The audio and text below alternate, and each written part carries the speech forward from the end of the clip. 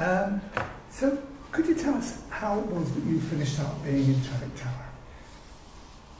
I think so. Always loved the building, and I lived abroad for a while, moved back, and I was living in Grenfell Tower, where we were renting. And from Grenfell Tower, which is another high-rise, you can look at Trellick, and Trellick's always been the one high-rise building that's great to look at. It really is streets in the sky. It's not just that boring, all the same standard high-rise building. It looks like there are people with their washing on the line and the rugs hanging over the balconies, and it looks like it's lived in, and it looks like it's got real people. And always loved it, despite its earlier not so healthy reputation, which is now pretty much gone. So yeah, and then we were in a position where we could actually move in, so we did. So you like the lived-in aspect of it? I like the aspect of people, and I know it's a brutalist building, but the real meaning of brutalist wasn't anything to do with brutal, which you presumably know. And I can't remember it comes from a French word, two French words, which I forget, of course, but one of them is, out of that came, it meant raw concrete. And out of that came the little name for this sort of building, brutalist. But it isn't brutal to me, it's a very much a lived-in building, which I love. So, but you touched on its reputation previously. I think when it first and this is all hearsay, but when I think it was 1972, when it or thereabouts, and for the first 10 years it had a dreadful reputation. There was a lot of drug dealing, prostitution, people were kept raped in the stairwells. It was a really appalling reputation it had. Partly, I think, because a lot of the people that were moved into it didn't want to be there anyway, and who knows the reasons. But that, after a while, people began to realise that actually it's a great place to live, and its kind of reputation has grown ever since then. Okay. Well. Okay. Can you please tell us how long you've been here, what day specifically you moved in, what memories you have? I've only lived here for a year. For a year? No, a bit over a year. We moved in on the 4th of the 14th. 4414, which is easy to remember. What memories we have? What memories of the place since you've moved in? What impression has it made on you? What kind of experiences have you had, either with what's been going on within the community or with people? Well, what goes going on in the community? There was an annual general meeting of the Residents Association not long after we moved in, and I became the vice chairman of the Residents Association, and I'm now the chairman because the chairman stepped down this year. So a lot of my involvement's been looking at how we can get some of the things that don't work to work, like the rubbish chutes, which you've no doubt heard about. You've heard about the rubbish chutes that don't work? Okay, the rubbish chutes were replaced, I think 4 or 5 years ago, and they are constantly getting blocked, so no one uses the rubbish chutes. The rubbish gets piled up in the hallways, and it's one of the things that we need to get a TMO to handle once and for all. And that's a kind of, the TMO are great, and they want it all to work, but it's just another bureaucracy that we're kind of hammering away at. So that's one of my memories, the rubbish in the halls and the door handles that come off. Those are the most interesting things. The day that you moved in, what was it like? Well, I loved it because I was really looking forward to it. My wife was actually travelling, so I moved in on my own. it was just exciting to move into the new home, really. And it was the first home we've owned for a long, actually ever. So that was good too.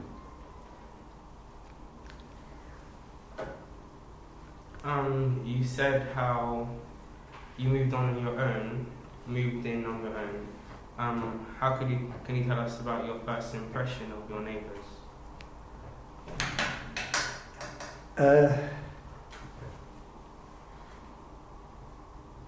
I don't know if I want it recorded.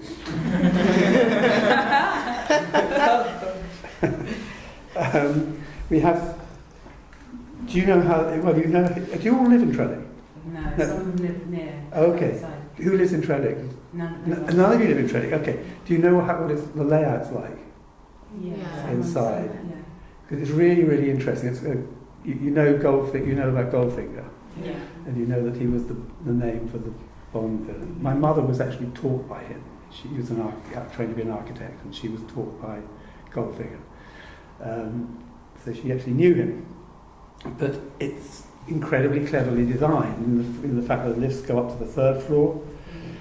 So every third floor, and then we've got a little small place, so it's got one bedroom, so we only have the view out of the front. But our next door neighbours, one goes up and they've got the flat above us, and the other neighbour goes down and they've got the floor below us.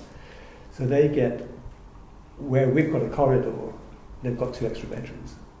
Very cleverly done. They are really like homes. Neighbour above me is that she owns the place, but she doesn't live there the whole time. And she's an interior designer. In fact, she's been on the radio talking about Trellick. My other neighbour, this is the bit I'm not sure I should even. Actually, my other neighbour, the wife's mother, is the person who had it listed as a grade 2-star building, although she doesn't live there anymore. And that's my other neighbour, but they for some reason have taken a dislike to me and don't talk to me at all. So that's, I have no idea. I really truly have no idea why. But yes, that was my other neighbour. You talked about. But I think that's sort of interesting, though, in a way. I mean, I am being a little bit reticent. I don't want them to think that I'm gossiping about it. But it is interesting that there are all sorts in this building. It's a fantastic building. There are lawyers and actors and film producers and directors and on the right through painters and decorators and everything, all sorts living in that. But a lot of people also who aren't working. I think there are a lot of people who have been are housed there because they've come from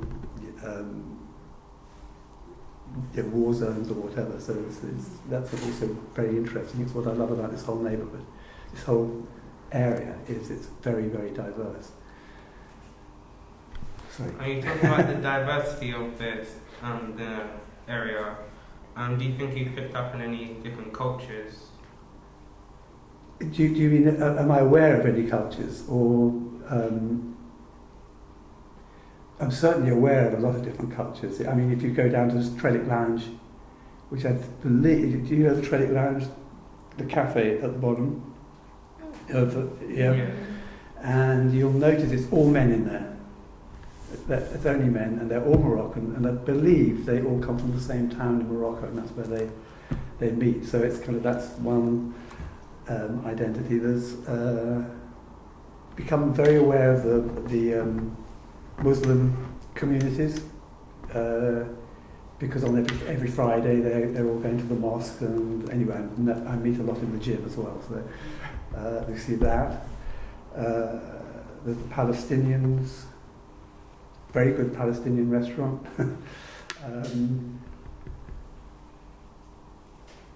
Yes, there's just all sorts. Yeah, I'm very aware of that there are different, and I don't know what all the different. I don't know how diverse it is, if you know what I mean. Yeah. Earlier on, you talked about the layout of the building. Yeah. how do you feel about there being so much neighbours in this building you have? Well, how many people there? Yeah. Well, I like people, so I love it. I probably am a pain in the butt to everybody else because I'm always saying hello and good morning in the lift, and you know, some people hate to talk to other people and they'll stand in the corner of the lift and look at the buttons. But I love that aspect of it. I love cities and I love living in a city, and I love living in this particular building. Yeah. Yeah. Cool. You were saying that it's a very diverse building. How do you feel? What I would say, how do you feel it has had a positive or negative effect on the community spirit of the building in terms of, you know, people being quite engaged with each other? It's very difficult to say at the moment, and I think one of the things that the Residents Association Committee want to put in is to develop that sense of community so that people do talk and take a pride in the building. The problem is if you don't take the rubbish out, people feel that they're being treated like, you know, I don't know, rats or something. And that's the way you behave. If you're not treated like a human being, you don't behave like a human being. I think I'm exaggerating, but that's what we want to develop, is that sense of community and pride in where they live. And in order to do that, one of the things that we need to do is to have the building looked after and cared for properly by the people who actually do the work there. It's not the TMO, it's the people that TMO use. And you know, you can do something, you can do a repair job with pride, or you can do it, well, let's get it done and who cares anyway. Or you can do it with pride. If you do it with pride, and if you take pride in your work, then I think people take notice of that, and they take a pride in where they live. So developing community from that point of view, I think, is very important. By maintaining the building, and you know, making It's all it part of the bright same and thing. clean. It's your environment. Yeah, yeah, That exactly. will encourage people to be more interactive with each other, you think? Or? I think so. You notice it more and more. People do, we've got a fantastic guy on the front desk, Saji. Have you met Saji? And he's just great. I think that was one of the things that changed the building, was when they decided to put a front desk in and have a concierge, so that people coming in and out of the building were monitored. And they knew that there was somebody who had their BDI on them. But Saji knows everybody in the building. For his exercise, he runs up and down the stairs. Can you believe it? And he's just a really friendly person. So I've forgotten the question now. Anyway.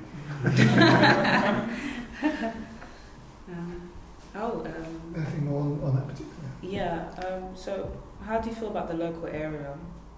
I'm the same about the local area. I love this area, and I hate the thought of it getting over gentrified. I think it's not me. It's my wife is a leaseholder, and we bought up that from somebody who had bought it from somebody who at some point had exercised their right to buy. I don't object to that, but I'd hope it doesn't get any more than it is, and I hate the fact that people will buy to sell. That makes sense? They buy it so they can sell it so they can make money, rather than buy it because it's their home. So that, you notice more and more the expensive flats going up around the corner. Side by side here, you've got these estates with these incredibly expensive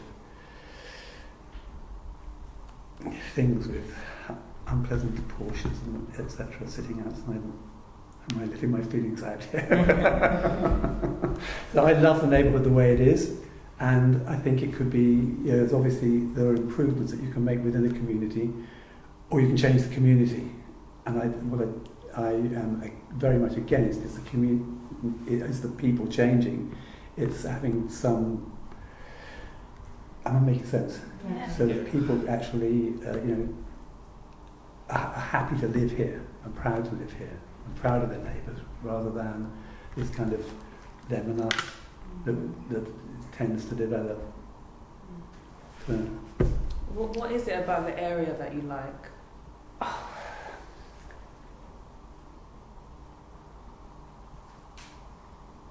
I don't know. I love the fact that we've got the canal and we've got Trellick Tales, and Goldbourne Road is a great road, lovely market on Fridays.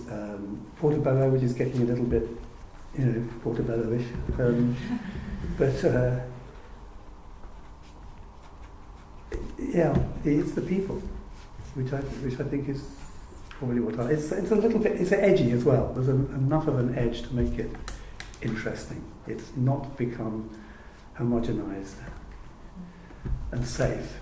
I don't mean safe to it's not. You feel alive. You can feel alive walking around here, except when you're walking on the canal and the blooming cyclists try and push you in. Had you had any experience of, prior to moving in, of the local area? I lived in Ladbroke Grove, and I first lived there about 35 years ago for several years. So I've known this area for a long time.